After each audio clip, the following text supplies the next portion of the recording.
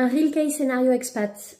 Cette semaine, j'ai conseillé quelqu'un à qui on a offert une mission pour aller à Abidjan, en Côte d'Ivoire, pour un peu moins de 2 ans. Et en fait, cette personne est mariée avec 3 enfants.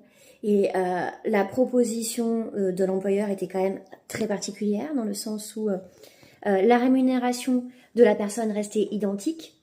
Par contre, cette personne devait prendre en charge toute l'imposition liée à l'affectation.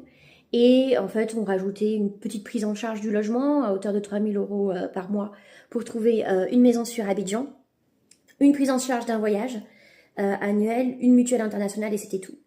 Et en fait, là, c'est un très très très gros problème. Cette personne, au jour d'aujourd'hui, avec son niveau de rémunération, du fait qu'elle est mariée avec 3 enfants, elle paie aucune imposition en France.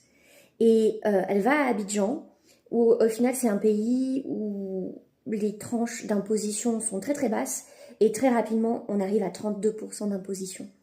Et la Côte d'Ivoire, tout est taxable. C'est-à-dire que votre chauffeur, votre voiture de fonction, c'est taxable dans une certaine mesure. Le logement, c'est taxable dans une certaine mesure. Le fait de maintenir les cotisations dans le pays d'origine, ça peut être aussi taxable si on démontre que ce n'est pas obligatoire en raison d'un aspect légal. Donc en fait, tout est taxable, tout crée de l'imposition et l'employeur ne voulait pas le supporter. Autre point aussi qui m'a choqué, c'est en fait, tu dois complètement assumer les points de fiscalité et tout ce qui est compliance et être dans les clous sans aucune assistance fiscale, alors que tu connais pas le pays, que tu restes pour 2 ans et que tu es dans une situation un peu complexe. Franchement, c'était une offre shitty. J'ai envie de dire shitty. On demande à cette personne de prendre le challenge, de développer du business là-bas, de bouger toute sa famille pour une durée assez courte. Sa conjointe, 2 ans, c'est même moins de 2 ans en réalité, on est plus à 18 mois qu'à 2 ans. Elle aura à peine le temps de considérer qu'est-ce qu'elle peut faire. Elle sera déjà en train de faire ses valises pour revenir. Son impact sur sa carrière est significatif, elle va perdre 1 an et demi.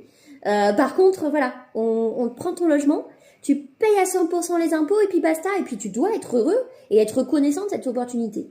Bref, ça m'énerve, je pense que vous l'avez compris. Moi, je suis, et j'assume totalement, hein, je suis une RH qui conseille les organisations sur ces sujets, mais en fait, moi, je suis employee centric dans le sens où je considère que on peut avoir des choses équilibrées qui vont dans l'intérêt de tous, mais on n'a pas besoin d'être cheap. Donc, faites attention à ce qu'on vous propose, le diable est dans les détails, et puis faites attention au discours aussi. Ok, c'est super qu'on vous ait sélectionné, ça veut dire quelque chose, mais il ne faut pas que ça soit déséquilibré.